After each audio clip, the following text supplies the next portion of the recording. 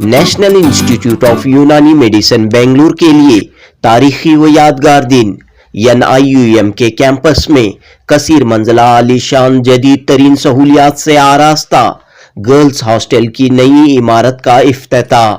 Central minister of state बराए AYUSH, women and child development doctor Munjpara Mahendra bhai और कर्नाटक के वजीर health family welfare Dinesh Gundurao के हाथों गर्ल्स हॉस्टल की इमारत का इफ्तिताह अमल में आया। इस जश्न व खुशी के मौके पर NIUM के डायरेक्टर प्रोफेसर अब्दुल वदूद और दीगर मौजूद थे। मरकजी वजीर मुमलिकत डॉक्टर मुंजपारा महेंद्र भाई ने कहा कि वजीर आजम नरेंद्र मोदी ने महकमे आयुष को खास तवज्जो दी है। आयुष के लिए अलहदा मिनिस्ट्री कायम की गई है और आयुष के बजट में कई गुना इजाफा किया गया है। पहले आयुष मिनिस्ट्री को कोई तवज्जो दिया ही नहीं जाता था। 2014 से पहले आयुष सिर्फ एक हेल्थ मिनिस्टर का एक डिपार्टमेंट रहता था और गिने चुने जूनियर लेवल के सेक्रेटरी उसकी देखभाल करते थे। लेकिन मोदी जी आने के बाद फुल फ्लेज एक आयुष मिनिस्ट्री भी बना दिया। कैबिनेट मिनिस्टर के स्वरूप में हमें सर्वानंद सोनोवाल जी दिए। मैं भी MOS हूँ, मैं भी कार्डियोलॉजिस्ट डॉक्टर हूँ और साथ में हमें एक अच्छा सेक्रेटरी भी राजेश कोटेचा के नाम से दिया है। 150 करोड़ के आसपास के अनुदान आयुष मंत्रालय को दिया जाता था। बाद में मोदी जी आए के बाद लास्ट बजट में हमने 4500 से ज़्यादा करोड़ रुपीस का अनुदान एवरी ईयर दिया है और ये बजट में और भी आगे बढ़ेगा। आज बतारीख 20 जनवरी 2024 बरोज शनिचर बेंगलुरु के मागड़ी रोड में मौजूद नेशनल इंस्टीट्यूट ऑफ यूनानी मेडिसिन के सरसब्जो शादाब कैंपस में तालिबात के लिए 5 मंजिला हॉस्टल की नई इमारत का इफ्तिताह अमल में आया। इदारे के डायरेक्टर प्रोफेसर अब्दुल वदूद ने कहा कि हुकूमत हिंद के महकमे आयुष ने हॉस्टल की नई इमारत की तामीर के लिए 16 करोड़ 27 लाख रुपये का फंड फराहम किया। 2 साल की मियाद में ये इमारत तामीर हुई जिसमें बेक वक्त 160 लड़कियां कयाम कर सकती हैं। कुशादा कमरे, dining hall, kitchen, multipurpose hall, इस तरह कई सहूलियात से इस नए हॉस्टल की इमारत को आरास्ता किया गया है। मरकजी वजीर मुमलिकत डॉक्टर मुंजपारा महेंद्र भाई, कर्नाटक के वजीर सेहत दिनेश गुंडूराव और दीगर ने इस इमारत का इफ्तिताह करने के बाद तामीराती कामों और यहाँ फराहम की गई सहूलियात का मुआयना किया, खुशी और इत्मीनान का इजहार किया। इसके बाद NIUM के ऑडिटोरियम में तकरीब मुनक्कद हुई जिसमें वजीर सेहत दिनेश गुंडूराव ने कहा कि उन्होंने पहली मर्तबा NIUM के कैंपस का दौरा किया है। दिनेश गुंडूराव ने कहा कि ये इदारा एक खूबसूरत मकाम पर वाक़ है, एक हिल स्टेशन की तरह नजर आता है। दिनेश गुंडूराव ने भरोसा दिया कि NIUM की तरक्की के लिए रियासती हुकूमत की जानिब से हर मुमकिन ताउन फराहम किया जाएगा। दूसरी जानिब मरकजी वजीर मुमलिकत डॉक्टर मुंजपारा महेंद्र भाई ने अपनी तकरीर में बेंगलुरु की नेशनल इंस्टीट्यूट ऑफ यूनानी मेडिसिन के कारनामों और खुसूसियात का जिक्र किया और यूनानी डॉक्टरों से अपील की कि वो रिसर्च की जानिब ज़्यादा से ज़्यादा तवज्जो दें। उन्होंने कहा कि कोरोना के दौर में आयुष के डॉक्टरों की खिदमत काफ़ी अहम रही हैं। मरकजी हुकूमत हर सतह पर आयुष के अस्पताल और क्लिनिक कायम करने पर तवज्जो दे रही है। जुनूबी हिंद न्यूज़ रिपोर्ट। सबसे पहले तो आपके चैनल और सब जर्नलिस्ट मित्रों को मैं आज आभार व्यक्त करता हूं कि नेशनल इंस्टीट्यूट ऑफ यूनानी मेडिसिन का, क्योंकि वैसे भी बेटी बचाओ बेटी पढ़ाओ आंदोलन काफ़ी सालों से चल रहा है, उसमें हमारी गर्ल्स भी पीछे न रह जाए, इसलिए आज 80 रूम्स का, यानी कि एक रूम में 2 लड़कियां तो 160 स्टूडेंट के लिए G+5 फ्लोर का एक बहुत ही अच्छा हॉस्टल बिल्डिंग बन गया है। और आपको मालूम है कि मोदी जी आने के बाद पहले आयुष मिनिस्ट्री को कोई तवज्जो दिया ही नहीं जाता था। 2014 से पहले आयुष सिर्फ एक हेल्थ मिनिस्टर का एक डिपार्टमेंट रहता था और गिने चुने जूनियर लेवल के सेक्रेटरी उसकी देखभाल करते थे। लेकिन मोदी जी आने के बाद फुल फ्लेज एक आयुष मिनिस्ट्री भी बना दिया। कैबिनेट मिनिस्टर के स्वरूप में हमें सर्वानंद सोनोवाल जी दिए। मैं भी MOS हूँ, मैं भी कार्डियोलॉजिस्ट डॉक्टर हूँ और साथ में हमें एक अच्छा सेक्रेटरी भी राजेश कोटेचा के नाम से दिया है। तो आज हमारे हेल्थ मिनिस्टर साहब कर्नाटक के साथ ये हॉस्टल बिल्डिंग का हम इनॉग्रेशन करने जा रहे हैं। और ये बच्ची जो हमारी बच्ची है ये पीजी और पीएचडी यहाँ चल रहा है और फ्यूचर में यहाँ अंडर ग्रेजुएट भी होने वाला है। तो यहाँ हमारी बच्ची पढ़ के आगे बढ़े, रिसर्च भी करे, एकेडमिक एक्टिविटी भी करे और पूरे देश में, सिर्फ बेंगलुरु का ही नहीं, पूरे देश और विदेश में अपने ये इंस्टीट्यूट का नाम रोशन करे, ऐसी मैं अभ्यर्थना करता हूँ। सर, यूनानी हो, आयुर्वेदा हो या ट्रेडिशनल मेडिसिन हो, इसकी तरफ कम तवज्जो दी जाती है और जैसा इसका प्रमोशन होना चाहिए वो नहीं हो पा रहा है। आपको ये बात 2014 से पहले की, आपको मैं लास्ट ईयर का फिगर सिर्फ गवर्नमेंट हॉस्पिटल का बताऊं तो गवर्नमेंट हॉस्पिटलों ने आयुष में 9 करोड़ से ज्यादा पेशेंट देखे, 9 करोड़ से ज्यादा सिर्फ एक साल में। और प्राइवेट प्रैक्टिशनर एक्स्ट्रा, क्योंकि काफी स्टेट में, मैं जहाँ गुजरात में रहता हूँ वहाँ तो हमारे यहाँ आयुर्वेदिक और होम्योपैथिक प्राइवेट प्रैक्टिशनर ज्यादा है, एमबीबीएस से भी ज्यादा प्रैक्टिस करे। और ऐसे ही हमने अपने नेशनल इंस्टीट्यूट ऑफ यूनानी मेडिसिन का हमने गाजियाबाद में अपना सैटेलाइट सेंटर किया। ऐसे all India institute of Ayurveda है, उसका हमने गोवा में सैटेलाइट सेंटर बनाए। NIH जो कलकत्ता है उसका हमने दिल्ली में सैटेलाइट सेंटर। ऐसे हमारी 13 तो नेशनल लेवल के इंस्टीट्यूट है और करीब 780 से ज्यादा हमारी आयुष की मेडिकल कॉलेजेस है। उसमें सब बच्चे पढ़ के खूब आगे आ रहे हैं और सब लोग देश और विदेश में अपना नाम रोशन करें। और स्पेशली मैं आपको बताऊं तो हमारा काफ़ी कंट्री के साथ MOU भी हुआ है, काफ़ी जगह हमारी एकेडमिक चेयर भी है। और ऐसे हमारे करीब 42,000 से ज़्यादा रिसर्च पेपर आयुष के ऑनलाइन आयुष रिसर्च पोर्टल पर हमें पब्लिश किए हैं।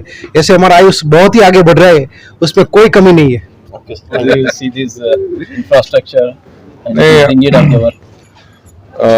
Here we are very happy that our Union Minister has come and inaugurated this new facility for all the girls, especially for them, a wonderful hostel facility which can house more than 160 girls. And this National Institute of Unani Medicine, it's located in a wonderful campus, and it's been able to give and impart good education in the field of Unani. And that being further developed is a very welcome thing. I want to thank the Union Central Government for this, having established this additional infrastructure. And in the future, I'm sure there'll be more growth and more people will study, graduate, and also evolve and be able to build on the Unani and even all other medicine fields in Ayush. So Unani is an important part of Ayush, and I'm sure it will be able to grow to greater heights. So what kind of support can be expected from the state government? Yeah, of course, we all work together, work jointly, and whatever is required from our state government also, definitely we are there to cooperate, and we will be supportive of all Ayush disciplines. Thank you, sir. Thank you, sir. Thank you. 750 crore के आसपास के अनुदान आयुष मंत्रालय को दिया जाता था। बाद में मोदी जी आए के बाद लास्ट बजट में हमने 4,500 से ज़्यादा करोड़ रुपीस का अनुदान एवरी ईयर दिया है और ये बजट में और भी आगे बढ़ेगा। ठीक है, तो आपने कोई प्रस्ताव दिया है मोदी जी सरकार का? क्या पार्डन? मोदी जी का कोई और प्रस्ताव दिया है कि आपने कि हमको और अधिक अनुदान चाहिए? मोदी जी जितने पेशेंट आयुष के बढ़ेंगे उसके अनुरूप हम आयुष की ग्रांट और बढ़ाएंगे, क्योंकि prevention is better than cure. और ये आयुष मंत्रालय है वो प्रिवेंशन के लिए भी बहुत अच्छे और ट्रीटमेंट के लिए भी बहुत अच्छा उसका पार्ट है। और हमारे जो बच्चे हैं देश विदेश में अच्छा काम करें। और स्पेशली आपने कोविड के टाइम में देखा होगा कि कोविड के टाइम में आयुष ने सब डिसिप्लिन ने बहुत ही अच्छा किया था, क्योंकि उस वक्त जब एलोपैथी की लिमिट आ गई थी, क्योंकि मैं खुद भी एलोपैथी डॉक्टर हूँ, तब हमारे आयुष के बच्चे करीब 150 आयुष कोविड के पेशेंट के बीच जाके सेंटर में बैठे 12-12 घंटे तक काम करते थे और पूरे देश को वैक्सीन से और ट्रीटमेंट से पूरे देश के सब लोगों को आयुष में से बाहर निकल गया और आयुष का थर्ड वेव आने से बच गया। उसमें हमारा आयुष डॉक्टर का भी बहुत बड़ा रोल है। जैसा कि सबको मालूम है कि हमारे मुल्क में जैसे जैसे तालीम का मेयार और सतह बढ़ती जा रही है, तो तालीमी मैदान में लड़कियां ख़ास तौर से बहुत आगे जा रही हैं, ख़ास तौर से मेडिकल एजुकेशन में लड़कियां सबसे ज़्यादा दाखिला ले रही हैं। गुज़श्ता कुछ एक दहाई से कह सकते हैं आप कि इस इंस्टीट्यूट में लड़कियों के एडमिशन बहुत ज़्यादा हुए हैं। तकरीबन हमारे पास 70% के आसपास हमारे पास लड़कियों का ही एडमिशन हुआ है। ये सिलसिला कई सालों से जारी है। तो एकोमोडेशन की काफ़ी दिक्कत थी उनके लिए, क्योंकि जो पुराना गर्ल्स हॉस्टल था वो नाकाफ़ी था। इसकी वजह से हमने कोशिश की और गवर्नमेंट ऑफ इंडिया ने हमें तकरीबन 16 करोड़ 27,69,000 रुपीज़ का बजट सैंक्शन किया, जिससे हमने ये G+5 बिल्डिंग कायम की है। और अब उम्मीद की जाती है कि आइंदा कई दहाइयों तक लड़कियों को अब एकोमोडेशन के मसाइल पैदा नहीं होंगे।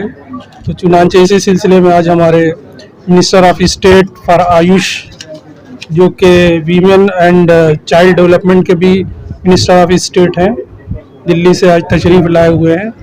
आज वो इस नवतामीर बिल्डिंग का इनाग्रेशन अपने हाथों से करेंगे और उसके बाद हमारे असातिज़ा, मेहमानान और हमारे तलबा को ऑडिटोरियम के अंदर खिताब करेंगे।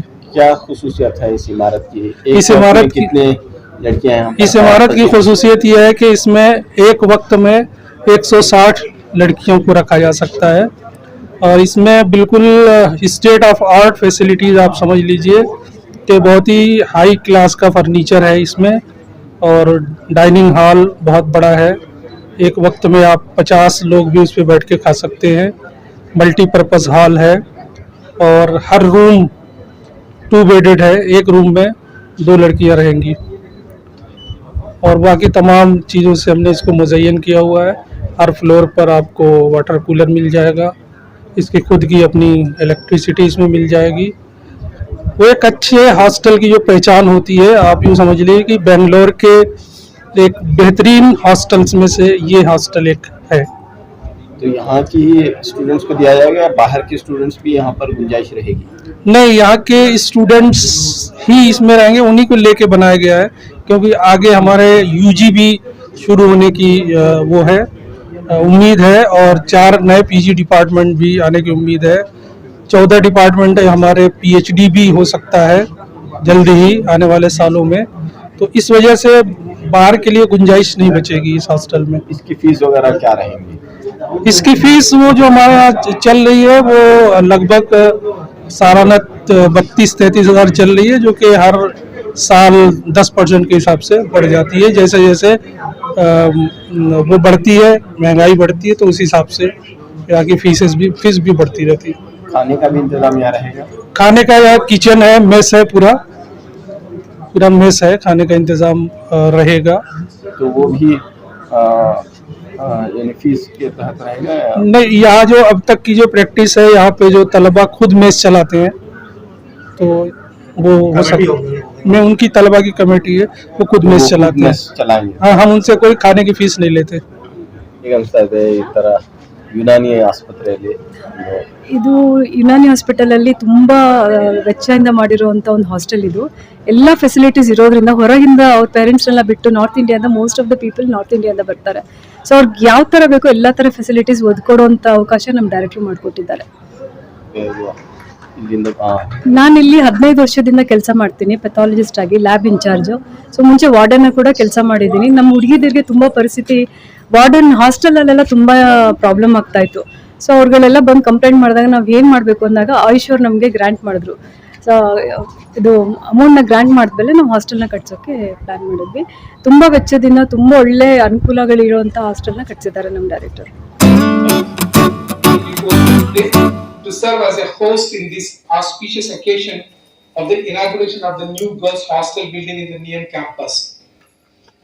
It is with great joy and anticipation that we gather here today to mark a significant milestone in the journey of National of Unani Medicine Bengaluru with the grand inauguration of the new girls' hostel. Dear friends, this project symbolizes our commitment to providing a conducive and secure environment for the education and growth of our girl students, the female scholars. I believe a step toward progress and a landmark movement we will have been waiting for. With further no delay, let's start this inaugural ceremony. We are honored to have with us esteemed guests, out of them inauguration of Girls Hostel of National Institute of Unani Medicine. The occasion has fulfilled the long pending need for the accommodation of the girl students at the institute. Government's emphasis on empowering women, the availability of enhanced educational opportunities has enabled female students. Consequently, there was a shortage of accommodation for female students at this institute.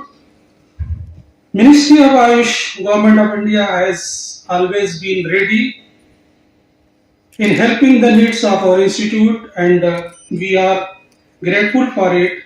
It is very much timely to be grateful to the government of Karnataka that has always helped us for achieving our goals, vision, mission of the institute.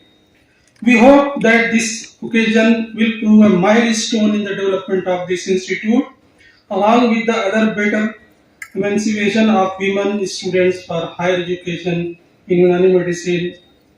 Thank you for being with us at this important occasion, despite the busy schedule of our esteemed guests. Once And the design, everything is of high quality and very well conceived.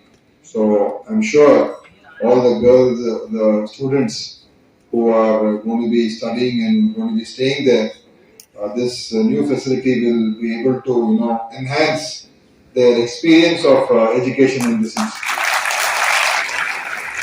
Because if we can, the environment that we stay in and the atmosphere which surrounds us has definitely an impact on us. Still now for more than 6 months, but this is the first time I'm visiting this institute. And I never realized that this is such a wonderful campus is there for the National Institute of Unani. It is almost like a hill station here. So I think even we can come sometime here, take a room and stay for a few nights. It is so wonderful here with all the greenery, and it's at a very good height. And you don't even feel that you're in the middle of the city. So I think all of you are very lucky to be working here and studying here. And so I want to wish all the students all the very best, because you come from different parts of the country. I think from all across India to stay and study here. And Bengaluru is a wonderful city, wonderful state, Karnataka, which invites people, irrespective of their caste, religion, language. Everybody can feel at home in Bengaluru, because that is the culture of our state. That you can belong to any religion, you can speak any language, but there's discrimination is very, very less, and people are made to feel at home. So I'm sure all of you had that good experience of being in Bengaluru. Along with that, if it comes to speaking about the Unani and Ayush, definitely, Ayush is a field I think that needs to be supported and enhanced more.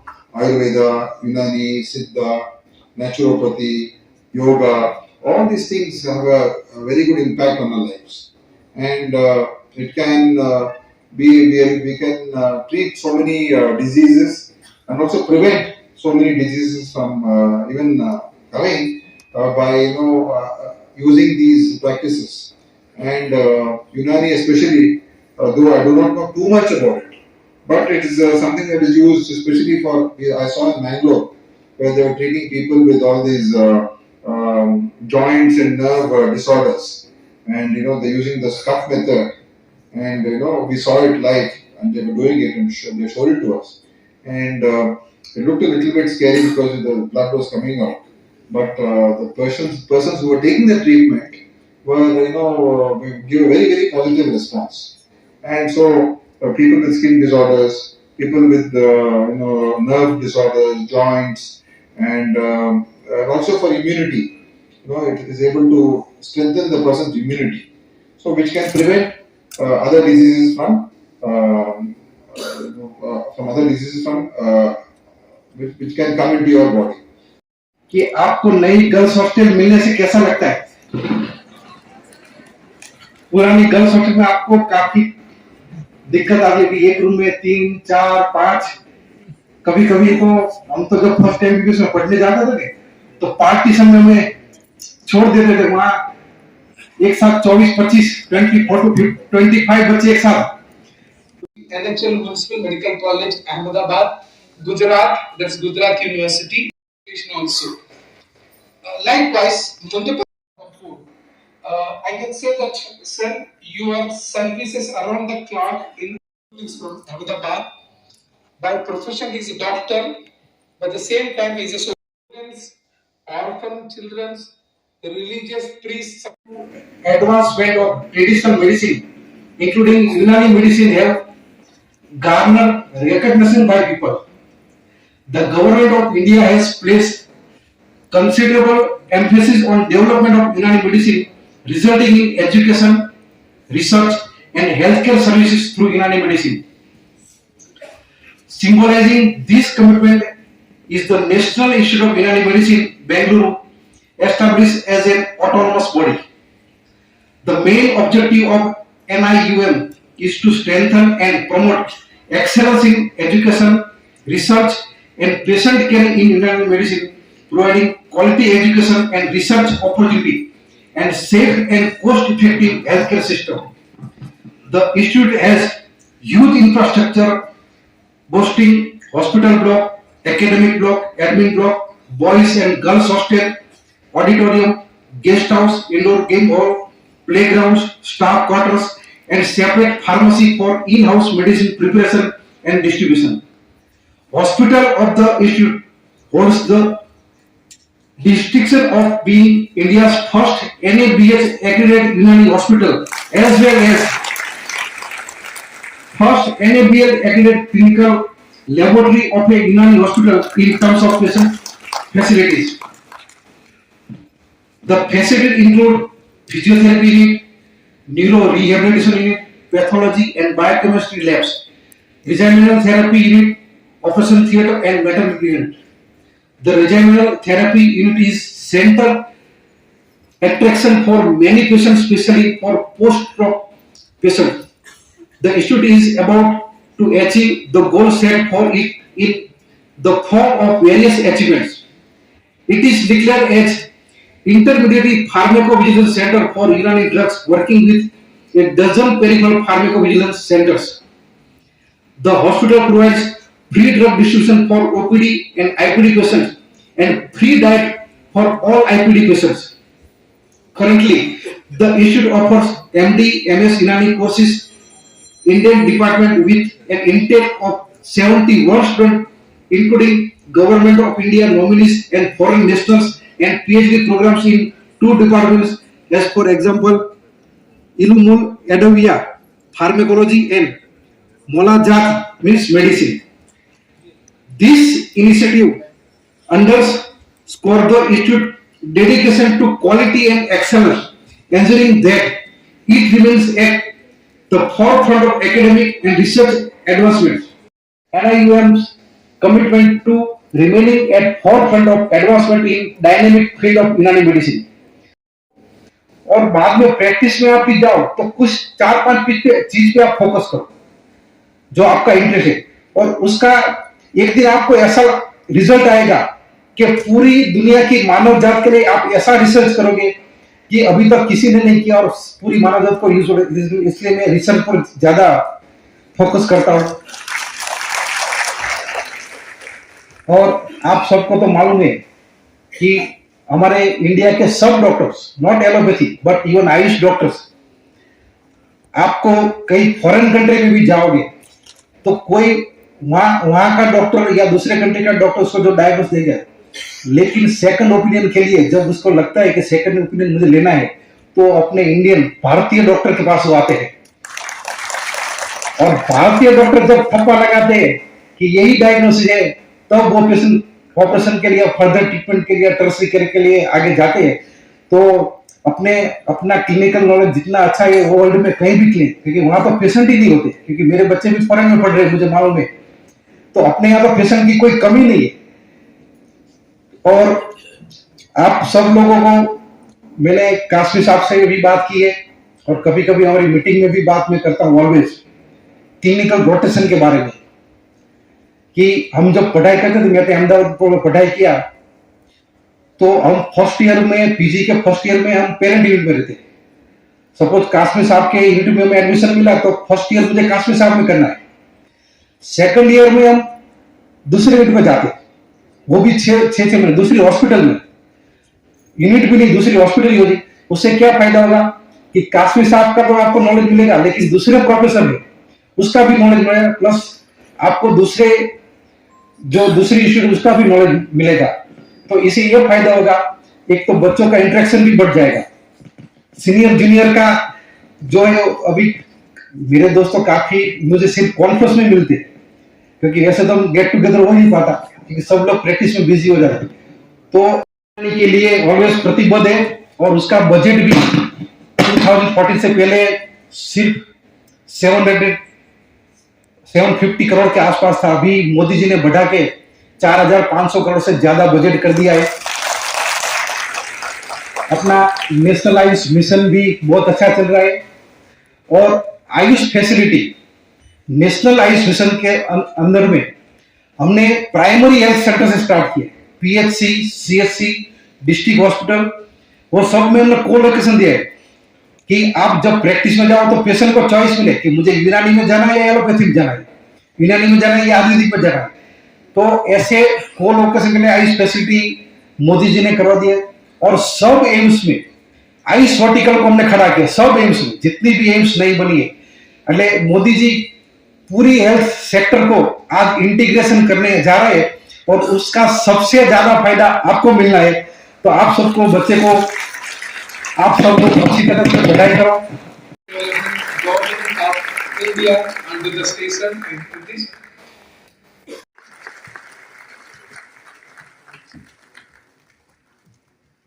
I extend my request to our director sir to welcome our present memento.